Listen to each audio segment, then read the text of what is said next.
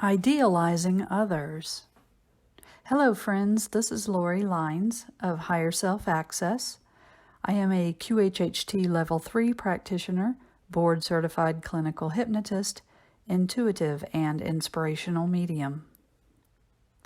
Growing up, our parents or primary guardians seemed larger than life. They could tackle any task, answer any question, and do no wrong. In a child's eyes, the adults that nurse them when they're sick, help them navigate the world, and shower them with love are perfect. As we grow out of the ages of innocence, we may start to perceive of the humanity of our guardians. Imperfect, questioning, wounded, and in need of healing. It is difficult for some when they realize that their parents are human and fall short of their ideal of what a parent should be. It is often not until we are older or parents ourselves that we can fully embrace the fallibility of our parents with grace and compassion. Though for some, this understanding is hard to find, and no matter how pure and well-meaning their parents' intentions are, their children feel resentment, heartache, or spitefulness toward the parent they once so idolized. This manner of viewing elders and caregivers from childhood is often encouraged, viewed as respectful and considered a sound way to model qualities that children should aspire to. Putting our parents on a pedestal is a dynamic that we are conditioned to accept. As we grow, we may adopt the same way of viewing all adults, superiors, and advisors. In school, we may idolize our teachers and coaches. We emulate and aspire to be like our more successful counterparts, managers, and bosses in the professional world. When we seek guidance and healing from counselors, therapists, and lightworkers, we also raise them up on a pedestal of reverence and admiration. In fact, the more spiritual an individual's purpose or vocation, the more we tend to revert to the conditioned response of idolization.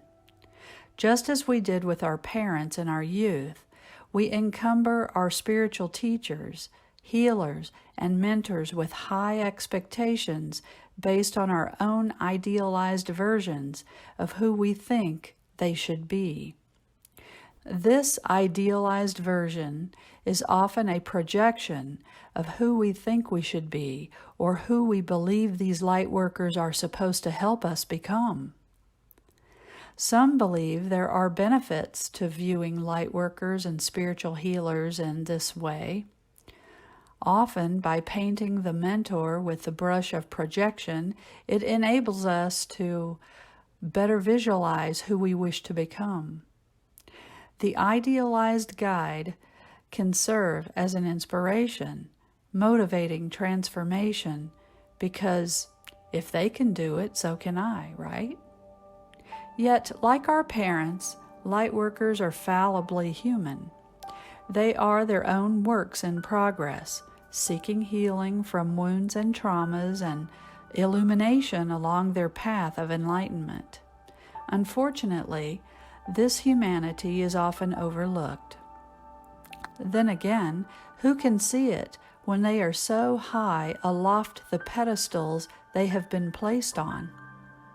Sadly, when they fall short of our projections of perfection, they are villainized. This villainization is rooted in the same resentment, heartache, and disappointment of our youth when confronted by our parents' imperfection. Instead of being a reflection of our hopes and dreams, the light worker becomes a projection of our unhealed wounds. As unfortunate as the whole dynamic sounds, it can serve as an opportunity for healing. When these wounds rise to the surface to be slung resentfully at our parents, healers, guides, mentors, and leaders, we can instead use them to reawaken to our divine purpose of release, renewal, and enlightenment. When these people let us down, it is often because they fail to possess qualities that we wanted to see in others or manifest within ourselves. It is essential to ask ourselves how we can be the embodiment of who we long for others to be. How can our journey of self-actualization help us grow into the people we have always needed?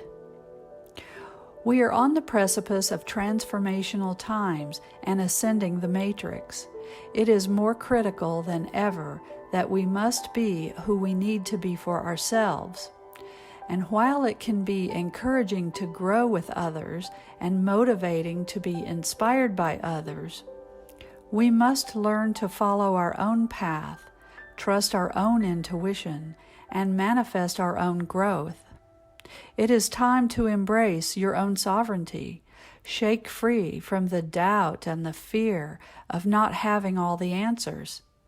The time is now to turn the same faithful trust you held in your parents, or the lightworkers you've encountered, or the celebrities that you've been watching, inward. Trust yourself and the journey, even if you don't have all of the answers, because no one does. After all, the whole reason for your journey is to discover them. Thank you for listening, and I wish you love and truth. I am Lori Lines.